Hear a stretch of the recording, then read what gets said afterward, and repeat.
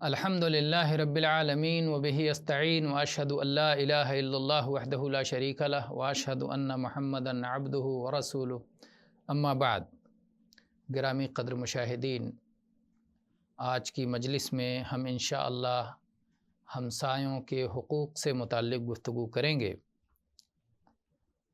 اس دین عظیم کی خوبیوں میں سے ایک اہم خوبی یہ ہے کہ ہمسایوں کے ساتھ بہتر سلوک کی تاکید ہے، کیونکہ اگر غور کیا جائے تو پورا معاشرہ، پورا سماج، پوری سوسائٹی لوگوں سے مل کر بنتی ہے، کچھ خاندانوں سے مل کر بنتی ہے جو ایک دوسرے کے ہمسائے ہوتے ہیں، جو ایک دوسرے کے پڑوسی ہوتے ہیں۔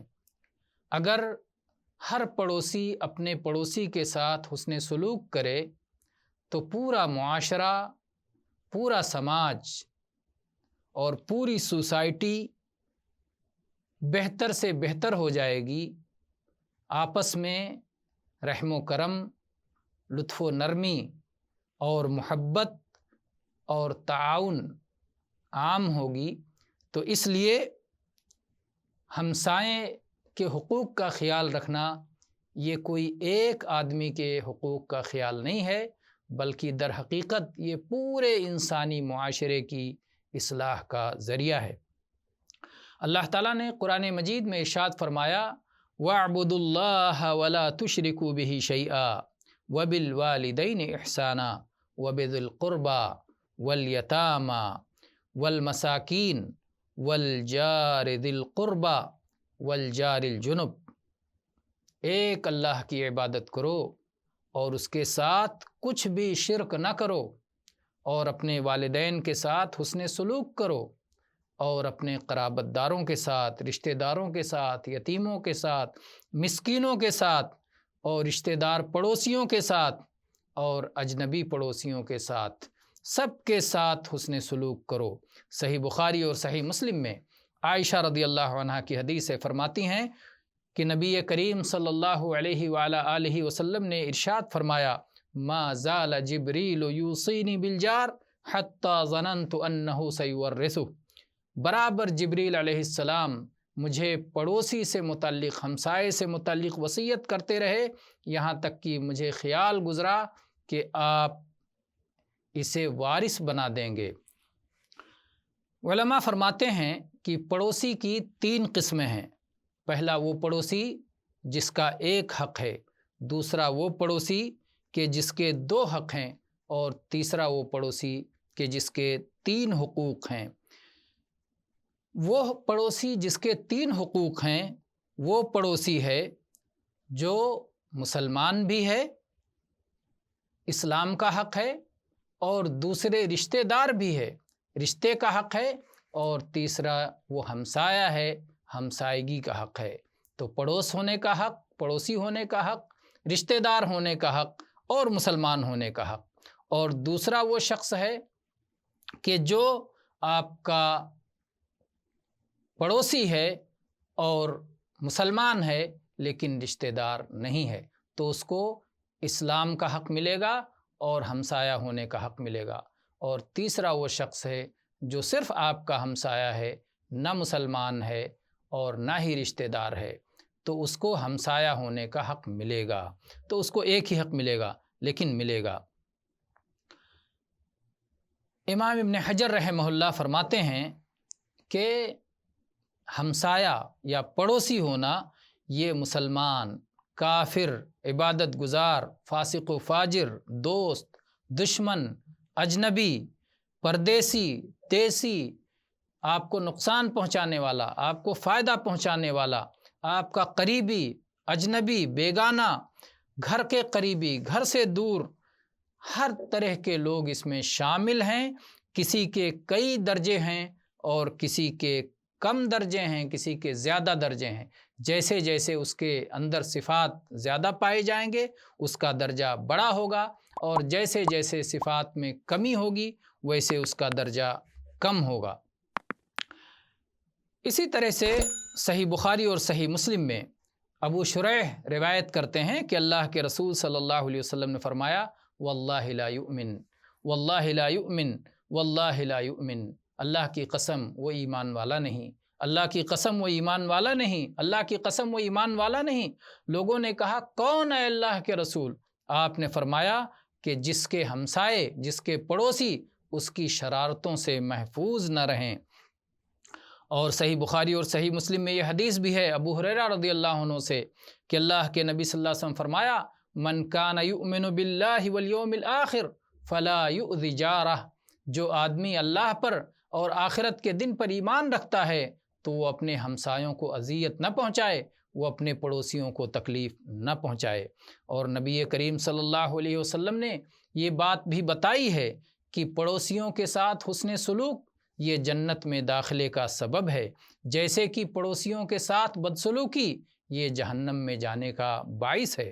مسند احمد کی روایت ہے، ابو ہریرہ رضی اللہ عنہ فرماتے ہیں کہ اللہ کے رسول صلی اللہ علیہ وسلم کے پاس ایک خاتون کا ذکر کیا گیا کہ وہ بہت نفلی صلاۃ ادا کرتی ہے، نفلی صوم رکھتی ہے، نفلی صدقے کرتی ہے، لیکن اپنی زبان سے اپنے پڑوسیوں کو اذیت پہنچاتی ہے، تکلیف دیتی ہے، تو اللہ کے نبی نے فرمایا ہی فی النار، وہ جہنم میں جائے گی۔ اور ایک خاتون کا ذکر کیا گیا کہ وہ نفلی صوم تو نہیں رکھتی، نفلی صدقے تو نہیں کرتی، جو کچھ معمولی پنیر میں سے کچھ ٹکڑے جو اس سے ہو سکتے ہیں وہ صدقہ کر دیتی ہے، البتہ وہ اپنی زبان سے اپنے پڑوسیوں کو تکلیف نہیں پہنچاتی، تو اللہ کے نبی صلی اللہ علیہ وسلم فرمایا ہی فی الجنہ، یہ جنت میں جائے گی۔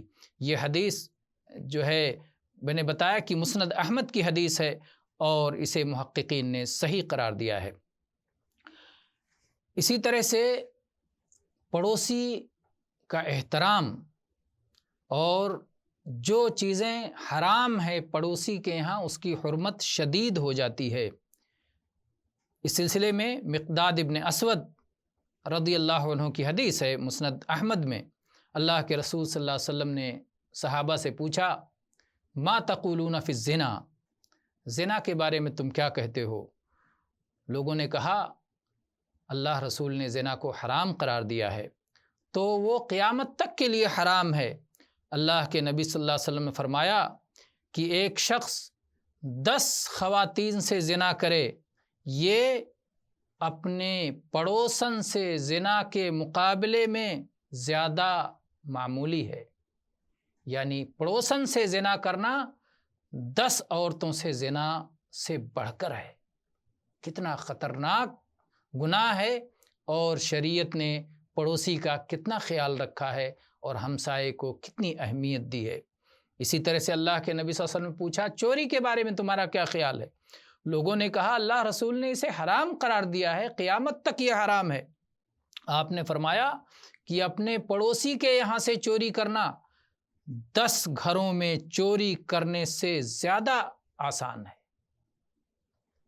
زیادہ بڑھ کر ہے۔ 10 گھروں میں چوری کرنا اپنے پڑوسی کے گھر میں چوری کرنے کے مقابلے میں زیادہ آسان ہے، یعنی پڑوسی کے گھر میں چوری کرنا 10 گھروں میں چوری کرنے سے بڑھ کر ہے۔ تو یہ پڑوسی کا احترام ہے، پڑوسی کا مقام ہے شریعت کی نظر میں۔ ایسے ہی صحیحین میں یہ روایت ہے، عبداللہ ابن مسعود رضی اللہ عنہ بیان کرتے ہیں کہ میں نے اللہ کے رسول صلی اللہ علیہ وسلم سے پوچھا کہ اے اللہ کے نبی سب سے عظیم گناہ اللہ کے یہاں کیا ہے؟ تو آپ نے فرمایا کہ اللہ کا ہمسر کسی کو بناؤ، اللہ کے برابر کسی کو بناؤ، جبکہ اس نے تنہا اکیلے تم کو پیدا کیا ہے۔ کہتے ہیں میں نے کہا اللہ کے رسول یہ یقیناً بڑا گناہ ہے، اس کے بعد کون سا گناہ؟